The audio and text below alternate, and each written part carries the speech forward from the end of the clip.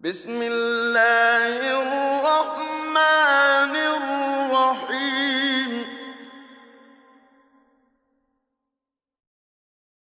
بسم الله الحمد لله والصلاة والسلام على رسول الله صلى الله عليه وسلم وعلى آله وصحبه أجمعين.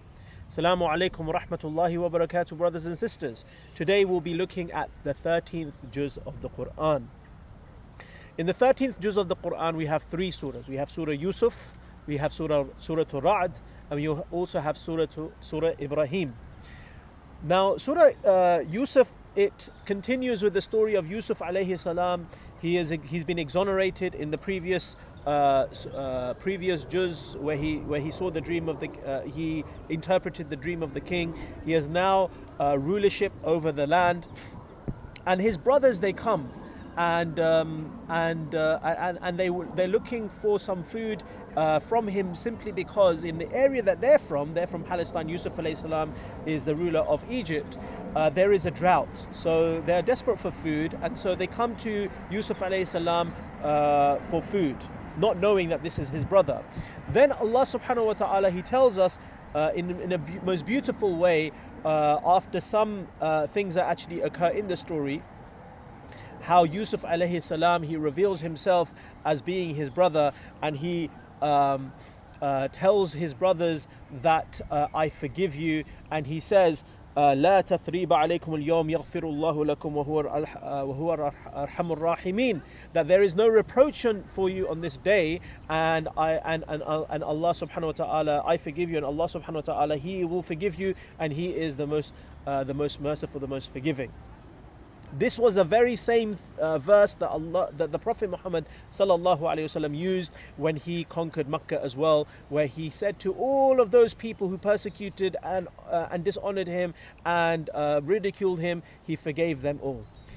Then Allah subhanahu wa ta'ala, he mentions in Surah Ra'd, which is the surah of thunder, a number of opposites. Allah subhanahu wa ta'ala takes us through an amazing journey, that he takes us through not only through his ayat, which are also found in the Quran, but the ayat, his signs, which is found in the universe. So we see a journey of Allah subhanahu wa ta'ala taking us through his greatness by the way that he created many things, such as the sun and the moon and the stars, the alternation of the night and the day. Allah subhanahu wa ta'ala mentions a couple of beautiful parables which relate to Tawheed and Shirk, between Kufr and also Iman. He mentions an incredible parable regarding how strong Iman is and how weak Kufr is, and he gives us a couple of examples.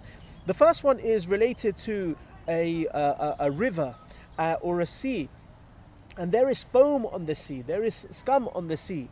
Allah subhanahu wa ta'ala, he gives us also the example of how gold and silver is put into the fire to purify it.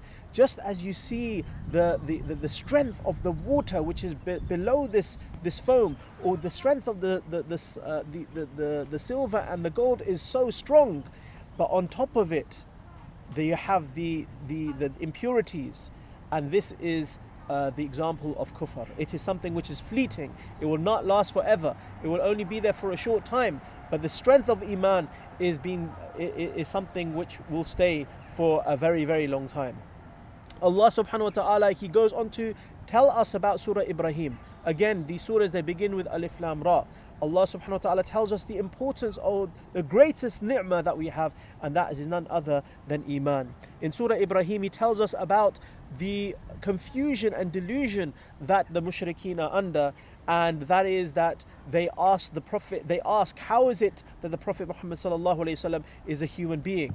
Why is it that why is it that a human has been sent to us? They also question and they ask for a miracle. They also ask for a number. Allah subhanahu wa ta'ala, he responds to them by saying that for sure regarding the miracle, then it's up to him when he wants to send down this miracle. Finally, we have some matters related to